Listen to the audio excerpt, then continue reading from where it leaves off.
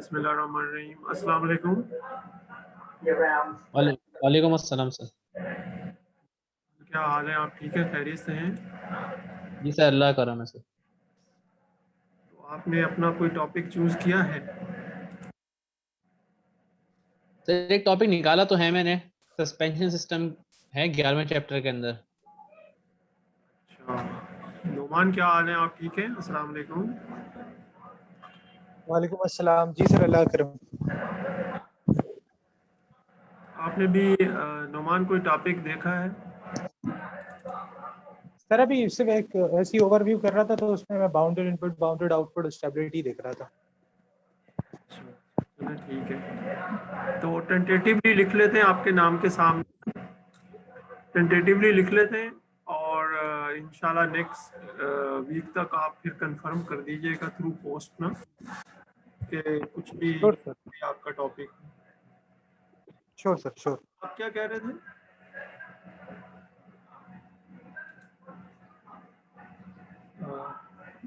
बिलाल, आप क्या टॉपिक कह रहे थे? सर सस्पेंशन सिस्टम एक है, एक एग्जाम्पल है बेसिकली वो, और उसको वो मतलब पूरी प्रॉपर सॉल्व नहीं हुई भी। 11वें चैप्टर के अंदर है, चैप्टर वो नंबर किस 11 जगह पे है? चैप्टर नंबर 11 में। 11 में। अभी देख लेते हैं उसमें। ओके, चैप्टर 11 में।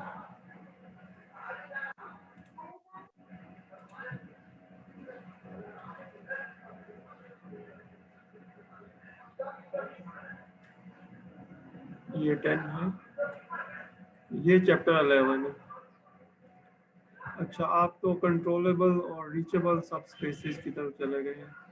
ठीक है, इसमें आपने कोई एग्जांपल सेलेक्ट की है?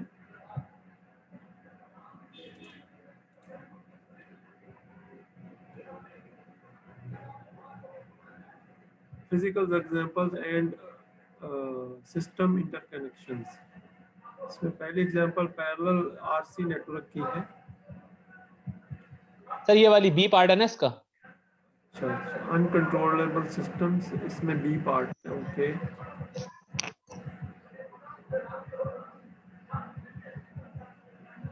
आपने ये सस्पेंशन सिस्टम 11.2 एग्जांपल जो है वो ली है। ठीक है, तो आपका जो है ना वो उसमें लिख देते हैं एग्जांपल 11.2। ठीक है, ठीक है सर।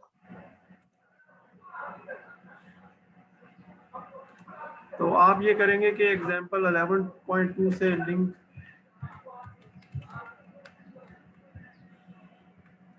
एग्जांपल 11.2 से जो भी लिंक डिटेल होगी उसको अपनी रिपोर्ट में और प्रेजेंटेशन में समराइज। ठीक है सर। चलो, ये अच्छा हो जाएगा। जी नोमान, अब आप बताइए। सर अभी मैं ये बाउंडेड इनपुट और बाउंडेड आउटपुट को मैं भी थोड़ा स्टडी कर रहा हूँ, तो फिर मैं आपको ये कंफर्म कर देता हूँ। कोई बात नहीं, हम टेंटेटिव लिख रहे हैं। ये भी जी श्योर सर। ये भी चेंज करवा सकते हैं, कोई ऐसी बात नहीं है। आपने ये एक तो ऑप्टिमल कंट्रोल का प्रीव्यू है और 9th चैप्टर की आप बात कर रहे हैं। Sir Vivo. ठीक है, एक मिनट पहले 9th चैप्टर को देख लेते हैं। Time domain conditions for BIBO systems, bounded input and bounded output stability. तो आप कौन सा टॉपिक कर रहे हैं? आप पहला पहला ये जो जो इसमें ये 9.1 सेक्शन करेंगे या ये 4 सेक्शन करेंगे? कौन सा करेंगे? सर अभी तो मैं इसे थॉरोली पढ़ रहा हूँ कि जो है मुझे वो किसके ऊपर काम करना चाहिए, तो ये मैं इसको और प्रिसाइज करके मैं आपको इन्फॉर्म कर दूंगा। तो आपका सिर्फ चैप्टर 9 लिख देते हैं। ठीक है, श्योर सर।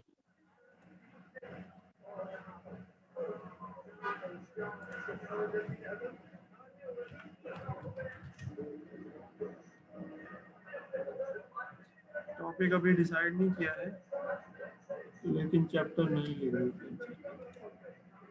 ठीक हो गया ये। अब आज का टॉपिक शुरू कर लेते हैं, तो जैसे जैसे स्टूडेंट आते जाएंगे तो फिर हम उनसे भी डिस्कस करके तो ये इंशाल्लाह ताला लिखते चले जाएंगे। ओके, बिस्मिल्लाहिर्रहमानिर्रहीम। कोई सवाल तो नहीं है लास्ट लेक्चर से? No sir. ये नुमान, आपका कोई सवाल तो नहीं है लास्ट लेक्चर में से? No sir. चलें, बहुत शुक्रिया। अब हम आज स्टेबिलिटी और इंशाल्लाह लास्ट नेक्स्ट टाइम जो है वो हम कंट्रोल जो है कंट्रोलेबिलिटी उसको थोड़ा सा ज़रा देखेंगे। तो इसमें सबसे पहले जो है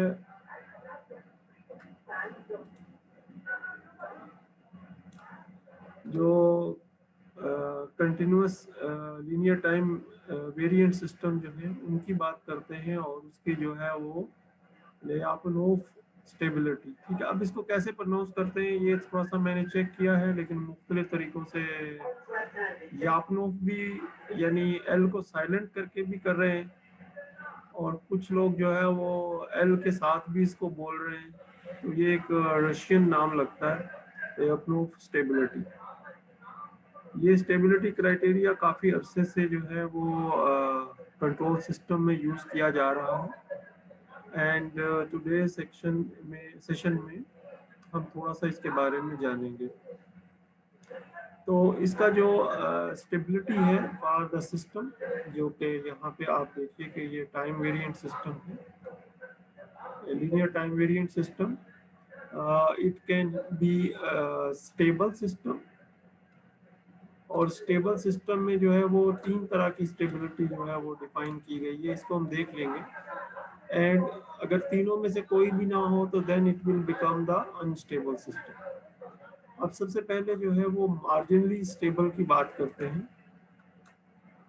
A system is marginally stable for the initial condition if the homogeneous state response is uniformly bounded, यानी हम उसके इर्द गिर्द एक बाउंड्री जो है वो ड्रॉ कर सकें। इसको हम ग्राफिकली भी देख लेते हैं थोड़ी देर में। The second thing is एसिम्प्टोटिकली stable. ये थोड़ा मैथमेटिकली टर्म आ गई है। तो एसिम्प्टोटिकली स्टेबल जो है इसमें जो है as time approaches to infinity इसमें लिमिट आ जाती है। ठीक है, when time approaches to infinity the homogeneous state response satisfies the state जो primarily जो system state response है it also approaches to zero। दोनों में फर्क आ गया। एक तो मार्जिनल है और जिसमें जो है वो टाइम जो है उसको सिर्फ greater than equal to 0 consider किया गया है, लेकिन यहाँ पे टाइम को जो है वो इंफिनिटी यानी over A longer period of time। Then there is an exponentially stable, that in addition to there exist a constant values for which the response satisfy a condition कि it will always be less than or equal to a certain value। एक certain value से हमेशा ये कम रहे, otherwise it will be unstable। थोड़ी देर के लिए मैंने फ्लोट को हाइड कर दिया है ताकि हम पूरा पेज जो है वो देख सकें। इसी को थोड़ा सा एक्सटेंड किया है उसने, कहता है कि the matrices B C and D they play no role in this definition, only the A matrix is primarily considered because it completely defines the state transition matrix। So therefore we can talk about the Lyapunov stability of the homogeneous system। इसको थोड़ा diagram की मदद से भी explain किया गया है। अगर आप देखें एक स्टेबल सिस्टम है और उस स्टेबल सिस्टम में कहीं जो है वो एक इनिशियल कंडीशन है और वहाँ से सिस्टम जो है वो स्टार्ट करता है और over a period of time वो एक बाउंड के अंदर ही उसका जो रिस्पॉन्स है वो रहता है। Then we say that this system is stable.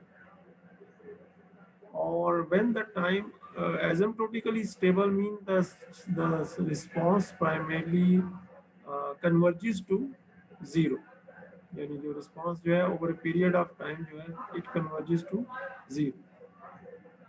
Exponentially then जो है वो रिस्पांस जो है एक्सपोनेंशियल की इसमें डायग्राम नहीं है, वो नेक्स्ट स्लाइड में आएगी।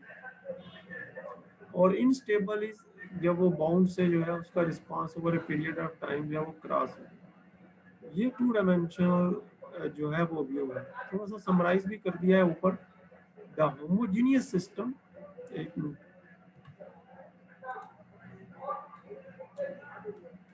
the homogeneous system which is given by the first order derivative equation for every initial condition in which the time is greater than or equal to zero, it is can be marginally stable in the sense of Lyapunov or internally stable। ये input output stability नहीं, internal stability की बात हो रही है। It can be asymptotically stable and it can be exponentially stable। अच्छा, जब हम लीनियर टाइम इनवेरिएंट सिस्टम की बात करेंगे तो ये दोनों चीजें एक ही बन जाएंगी। दोबारा से रिपीट करता हूँ, हमने जो है वो लीनियर टाइम वेरिएंट सिस्टम और लीनियर टाइम इनवेरिएंट सिस्टम दो चीजें जो है वो स्टडी, ठीक है, जिसमें जो ए मैट्रिक्स है वो फंक्शन ऑफ टाइम है, जबकि यहाँ पे जो है वो ए मैट्रिक्स जो है वो एक कांस्टेंट मैट्रिक्स है, linear time invariant. So linear time invariant के केस में दीज टू कंडीशन नंबर 2 और जो 3 है they are same, it is not depending on the time, क्योंकि लिमिट है ना उसमें, तो टाइम की लिमिट लगा रहे हैं, जबकि टाइम की जो है वो उस पर एप्लीकेशन ही नहीं है। अब हम थोड़ा आगे जाते हैं। There is a 3 dimensional view, ये मैंने वेबसाइट से नीचे इसका लिंक दिया हुआ। So the system is stable in the sense of Lyapunov if for at any point it starts and then it remains in the bound। और वो bound क्या है? The response, the initial response is also in a started from a bound and it will remain in the bound। इसी का अगर 2 dimensional हम draw करें तो अगर ये ओरिजिन है then we have one boundary and we have another boundary। तो यहाँ से लेके यहाँ तक जो है ये एप्सिलॉन है, ये वाली वैल्यू है, यहाँ से लेके यहाँ तक ये वाली जो वैल्यू है, और ये जो वैल्यू है, ये जो छोटा यहाँ से लेके यहाँ तक इसका जो वैल्यू ये सिग्मा से डिनोट की गई है, सिग्मा से। तो इस तरीके से इसका 2D व्यू हमने देख लिया। अब इसका 3D व्यू है। The system will remain stable, अगर जो है वो जो रिस्पॉन्स है उसका it will at any point in time it will remain less than or within this range, and it is also asymptotically stable if it converges to zero, यानी जो ये जो एक्सिस है x जिसके अंदर जो है ना इसका रिस्पॉन्स जो है ना it converges to zero when the value of time primarily approaches to infinity, when t approaches to infinity, then this epsilon or this approaches to zero. So this is then the asymptotically stable. Okay, in this slide we also have the exponentially stable example in which as you can see the response is primarily converges to zero. So which is shown through the epsilon value is going to zero. So this area is primarily reaching towards a point. तो इस तरीके से जो है इसको physically जो है वो हम अंडरस्टैंड कर सकते हैं। अब हम थोड़ा सा आगे चलेंगे। आगे जो है वो वेक्टर एंड मैट्रिक्स नाम जो है इनका एक रिव्यू है। थोड़ा सा स्लाइड्स को स्किप करता हुआ आगे चला जाऊंगा क्योंकि ये प्राइमरली लीनियर अलजेब्रा के टॉपिक्स हैं और प्रूफ के लिए जो है इनकी ज़रूरत पड़ती है। तो मैं थोड़ा सा क्विकली आगे चला जाऊंगा ताकि जो मैट्रिक्स और के नॉर्म्स हैं उनको हम जो है वो सिंपल एग्जांपल से समझ लें।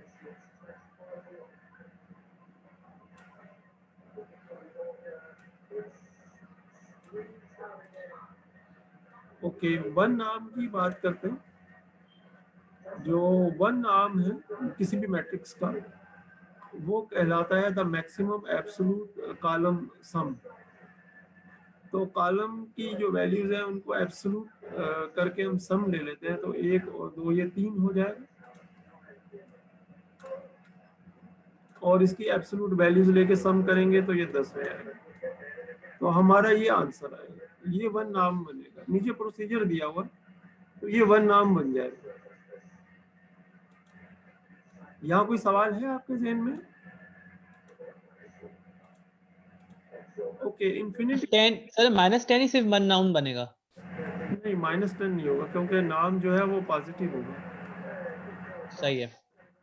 By definition positive. इसीलिए आगे अगर हम चलते हैं, इन्फिनिटी नाम जो है वो मैक्सिमम एब्सोल्यूट रो सम है।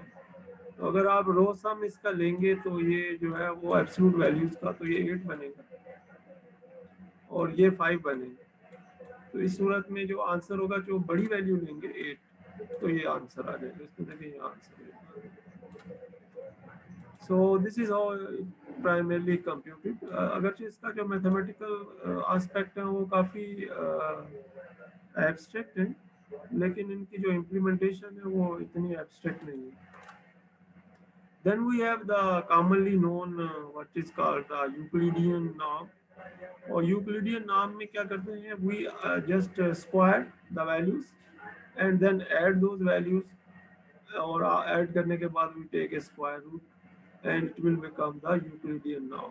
तो हम 1 का भी स्क्वायर कर लेंगे, 7 का भी कर लेंगे, 2 का भी कर लेंगे, 3 का भी कर लेंगे, तो ये सारी वैल्यूज पॉजिटिव हो जाएंगी। फिर इनका जो है वो स्क्वायर रूट ले लेंगे और ये फिर हमारा आंसर जो है ये यूक्लिडियन नाम बन जाएगा।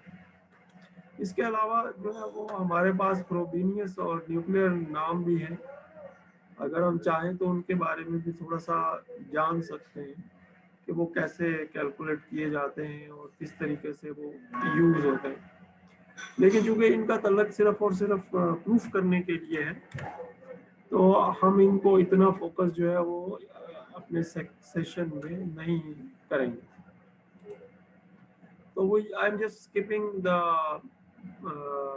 review of norms, just skipping। इसमें एक चीज कहलाती है पी नॉर्म। पी नॉर्म जो है ये एक जनरल नॉर्म है, जिसमें अगर आप पी की वैल्यू 1 रखेंगे तो वो वन नाम बन जाएगा, और पी की वैल्यू जो है वो 2 रखेंगे तो यूक्लिडियन नाम बन जाएगा। तो इस तरीके से जो है वो पी नॉर्म जो है वो प्राइमरी जो है उसकी calculation. There is also one thing which is called the Frobenius norm, जिसमें जो सिंगुलर वैल्यूज यूज की जाती हैं। जो प्राइमरली हम जानते हैं कि जो सिंगुलर वैल्यूज होती हैं वो इगन वैल्यूज जो है उन्हीं से ड्राइव की जाती है। नॉन जीरो इगन वैल्यूज जो हैं वो सिंगुलर वैल्यूज बनती हैं और उनका हम स्क्वायर रूट लेते हैं। So there is also some examples जिसमें ये चीज़ जो है ये बताई गई है।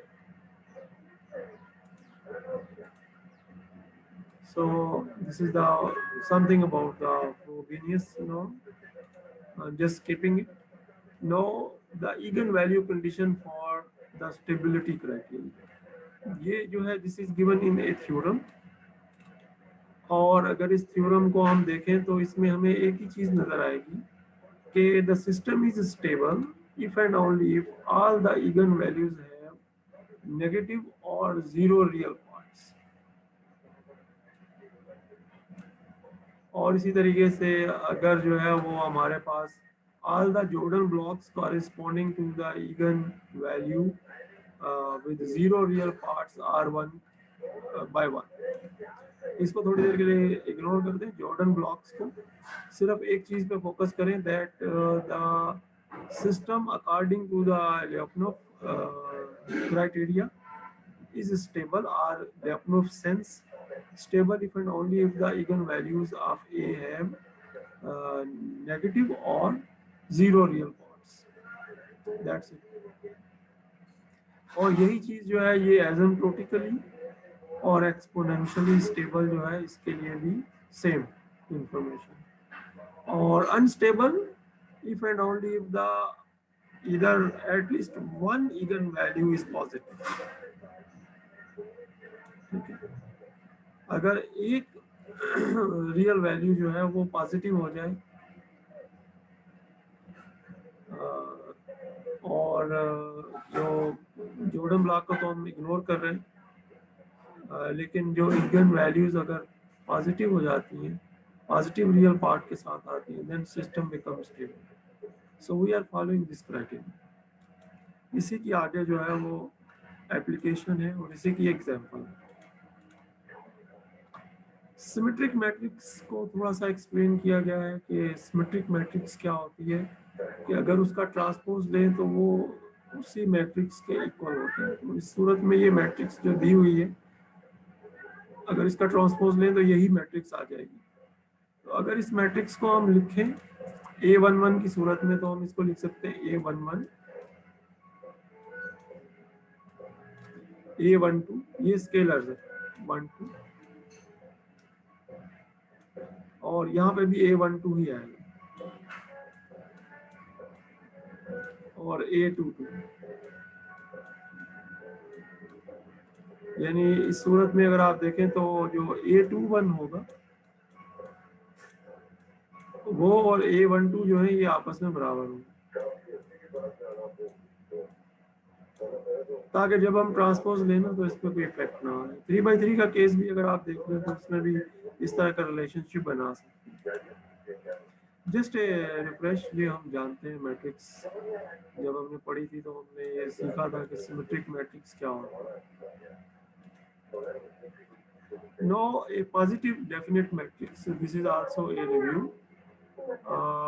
इसमें जो चीज़ याद रखनी है वो ये है कि the matrix is a positive definite matrix if all the eigen values of Q are real and strictly positive in this relation। इस relation में if we take any x and then we can find a matrix Q and that Q has all the eigen values which are real and strictly positive। अगर आपको याद होगा कि जो है वो हमने जब जैकोबियन पढ़ा था और मैट्रिक्स की डायगोनलाइजेशन पढ़ी थी तो उसमें हमने ये चीज़ जो थी वो पढ़ी। So a symmetric matrix is positive definite if all eigenvalues of Q are real and they are strictly positive। तो इस केस में जो पहले केस था वो अलग था, ये केस अलग है। तो ये जो है थोड़ा इसकी एक एग्जांपल कर लेंगे, उसको भी देख लेंगे कि ये कैसे हो रहा है। आगे थोड़ा सा इसी से लिंक है कि for a positive definite matrix we have the answer which is bounded answer between the two eigenvalues which are the maximum eigenvalue and the minimum eigenvalue। this is not एक ऐसी चीज नहीं है जो कि मुश्किल हो जब हम इसको न्यूमेरिकली समझेंगे या सीखेंगे। Now moving towards the Lyapunov stability theorem, जिसके अंदर जो है वो हमारे पास homogeneous linear time invariant system की पहले बात करते हैं। तो इसके अंदर जो है देयर आर 5 डिफरेंट कंडीशंस, और वो 5 डिफरेंट कंडीशंस क्या है?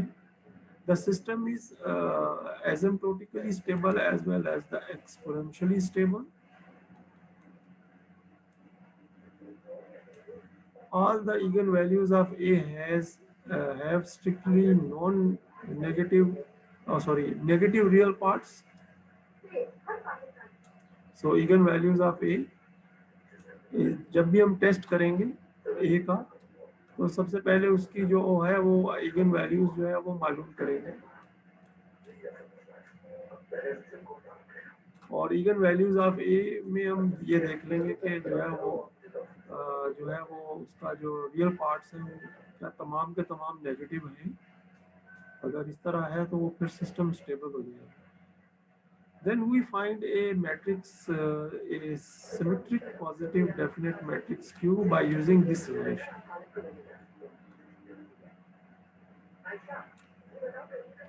So this will primarily take us to there exists a unique solution P. तो हम क्या करेंगे? Primarily there are different ways. One method जो है उसमें ये होगा कि we primarily start with matrix A and Q, and then we come up with what is P. तो P हम मालूम कर लेंगे इनसे, A और Q से. And in one example, we start with primarily A and P, and then we find the value of Q matrix. ठीक है, और फिर हम उसमें एक जो है वो टेस्ट भी चेक कर लेंगे कि there exist a symmetric positive definite matrix P for which the following the matrix inequality holds, that this value is less than 0, क्योंकि माइनस क्यू है ना, that is. So this matrix is called the linear matrix inequality. ये equation जो है this is called linear matrix inequality. इसको बेहतर समझने के लिए न्यूमेरिकल्स को देख लेते हैं कि किस तरीके से न्यूमेरिकल जो है किया गया है और स्टेबिलिटी जो है वो मालूम की गई. अच्छा, इसमें चूंकि कंपटीशन है और कंपटीशन के लिए जो है वो हम ऑनलाइन टूल भी यूज कर सकते हैं जो कि हमें जो है वो रिजल्ट देगा. Okay, the book also summarizes this Lyapunov stability test for linear time invariant systems in the form of a table. और टेबल के अंदर जो है अगर आप देखें तो there are the cases for the unstability, marginally stability, asymptotically stability, and similarly the exponential stability cases. और ये जो अभी हम पढ़ के आए हैं ये उसी को प्राइमरली समराइज किया गया है in the form of primarily mathematical notation. इससे ज़्यादा नहीं है ये. Now we see some applications. First of all, in the first example, ये हमने मैथवर्क्स की वेबसाइट से ली है. Okay, solve the Lyapunov equation where A and Q are given. So the task is to find the system state X. So A and Q are given. So we have to, अगर आप गौर से देखें तो ये वही equation है. अगर इसको इक्वल टू करें तो Q दूसरी तरफ चला जाएगा तो माइनस Q हो जाएगा. Okay, so this is called the Lyapunov equation. So this is called the Lyapunov equation. So what we do in MATLAB में हम वैल्यू A Q एंटर कर देंगे और उसके बाद एक जो फंक्शन है L Lyapunov का शॉर्ट फॉर्म लिखा हुआ है LYA. It will bring us X जिसकी वैल्यूज अब हमारे सामने आएंगी और कैसे श्योर हो कि जो है वो दिस इज पॉजिटिव डेफिनेट. अब उसका तरीका क्या है कि इगन वैल्यूज निकाल लेंगे और वो इगन वैल्यूज जो है वो पॉजिटिव होंगे. So the positive values shows that this is the positive definite matrix. So this is the way how the X can be determined, जो कि P की फॉर्म में भी लिखा हुआ है इससे पहले वाली इक्वेशन. अच्छा, इसी की एक और एग्जांपल है. In control theory, one thing is called a Sylvester equation. And a Sylvester equation, अगर आप देखें तो it's also have a more or less the same formula. So in this equation, the given matrices A, B, and C, and the problem is to find the possible matrix X which obey this equation. So A, B, and C are given. So as you can see, A, B, and C are given. So the same Lyapunov equation is used to determine the value of X. So x can be, और उसके बाद हम verify कर सकते हैं कि it will primarily work. Then another example जिसमें जो है ये मैनुअली उसको कैलकुलेट किया गया है। अगर आप चाहें तो इसको कंप्यूट करके मैटलैब से या उससे देख सकते हैं। As you can see, first of all this formulation is created in which P is this, because P is a positive definite matrix, so P12 is equal to P21, तो ये इसको सेम लिया गया। ओके, तो जब इस A को A transpose को और A को प्लेस किया गया है इसमें, और Q की वैल्यू आइडेंटिटी है, उसको भी इस फार्मूले में रखा गया है। अब इसको सॉल्व किया गया है। अगर सॉल्व करेंगे then we get 1 2 3 and 4 equations, और इसमें अगर आप देखें तो ये इक्वेशन सेम है, ये इक्वेशन सेम है। After solving these 3 equations we get that values of P11, जैसे 1 over 2 है, ये P11 की वैल्यू है, ये P12 की वैल्यू है।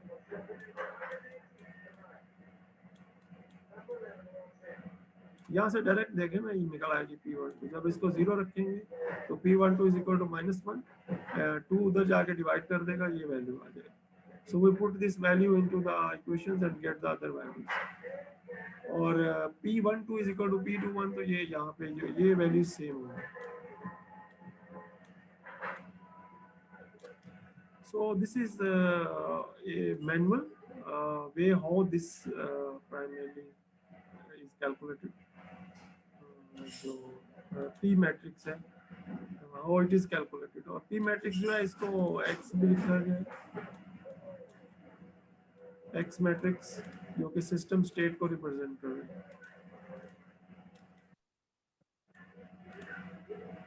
सर एक बात बताइएगा, यहाँ सवाल पूछना था सर। जी जी बिल्कुल, बिलाल पूछें। सर अगर हम यहाँ पर P को कॉमन निकाल लें, यानी लेफ्ट साइड जो है LHS, उसमें से P को कॉमन निकाल कर A को उस तरफ भेज दें, तो ये पूरा होल ब्रैकेट के ऊपर A इनवर्स हो जाएगा। फिर हम सॉल्व करने के बाद मल्टीप्लाई करें, जो वैल्यू आएगी वो बराबर होगी इसकी जो आई है P की वैल्यू।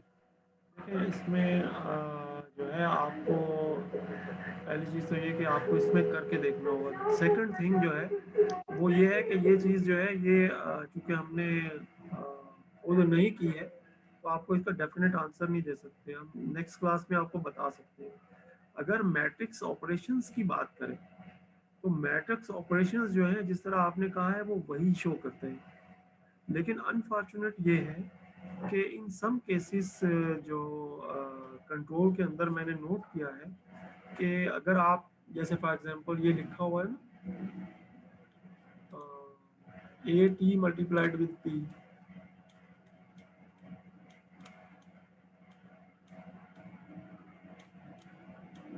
ये जो है ये is not equal to P into A multiplied with transpose.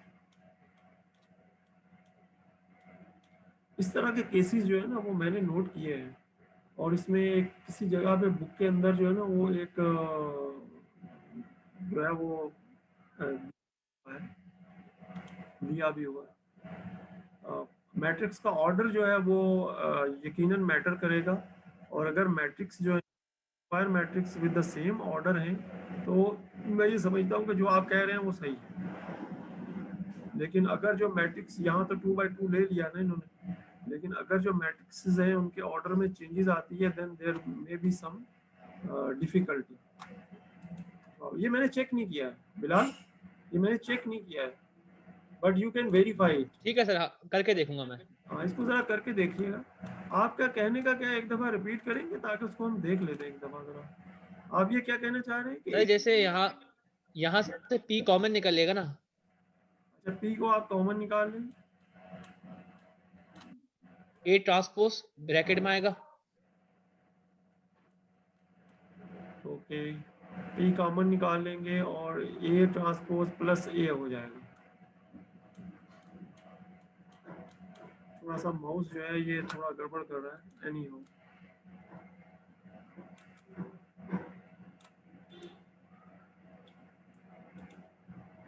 और उसके बाद क्या करेंगे, पी को दूसरी तरफ ले जाएंगे। पी को नहीं, ए को ले जाए उस तरफ, यानी वो पूरा ब्रैकेट बनेगा ना, उसको वहां पे ले जाएंगे तो वो एक इनवर्स में आ जाएगा। A plus A transpose inverse. जी सर, इस तरह पूछ रहा था मैं। चलिए आप इसको करके देखिएगा, फिर मुझे थोड़ा सा बताइएगा कि ये क्या आपने क्या फाइंड किया। ओके, ये स्लाइड्स हम देख चुके हैं। ओके, ये प्रैक्टिस एक्सरसाइज जो है इसको हम देखना चाहेंगे जो किताब में दी गई है। उसमें उसने बताया कि consider the matrix A and compute E T ए। ये तो पहले भी कर चुके हैं हम, कंप्यूट ई टी ए हम कर चुके हैं। Is the system is एसिम्प्टोटिकली stable, what about the marginally stable, क्या सिस्टम स्टेबल है या नहीं है। ठीक है, तो सबसे पहले तो वही स्टेप हैं जिनकी मदद से हम ई टी ए हमने लास्ट चैप्टर में कर लिया था। ज़्यादा स्टेप्स नहीं है, सिर्फ इसके आइगन वैल्यूज मालूम कर लेते हैं 2 और -2।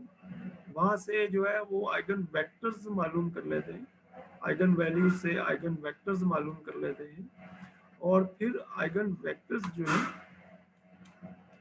उनकी मदद से हम जो है वो इसको डायगोनलाइज कर लेते हैं ए को, और डायगोनलाइज करने के बाद जो है वो हम इस रिलेशन से ई टी ए जो है वो मालूम कर सकते हैं, और बाद में हम इनको सिर्फ हमने मल्टीप्लाई करना है, and after multiplication we get this equation, this matrix जो कि रिक्वायर्ड है।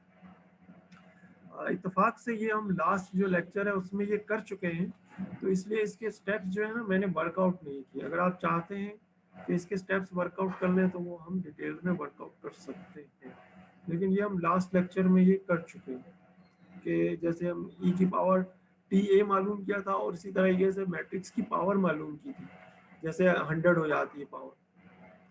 तो if we look at this E T A, when time approaches infinity, तो उस सूरत में क्या हम कुछ कह सकते हैं कि जो रूट्स हैं वो क्या हमारे पास बनते हैं when time approaches infinity।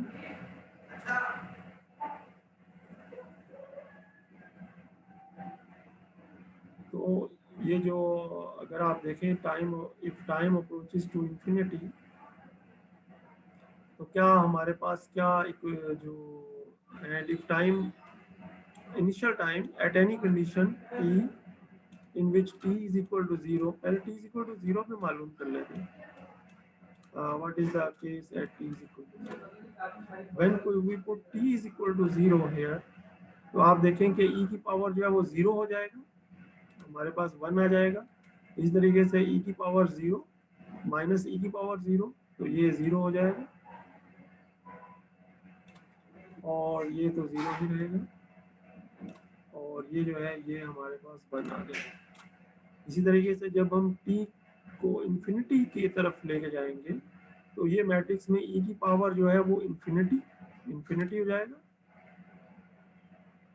और इसी तरीके से ये इन्फिनिटी माइनस जो 1 ओवर इन्फिनिटी 0, ये टर्म भी इन्फिनिटी की तरफ चली जाएगी, और जबकि ये टर्म जो है ये 0 हो जाएगी क्योंकि ये 0 ही है, और नेक्स्ट टर्म जो है वो भी 0।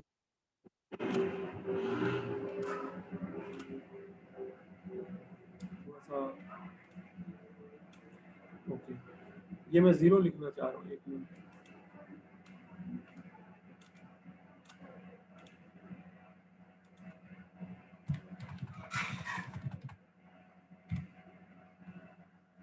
Zero and 0।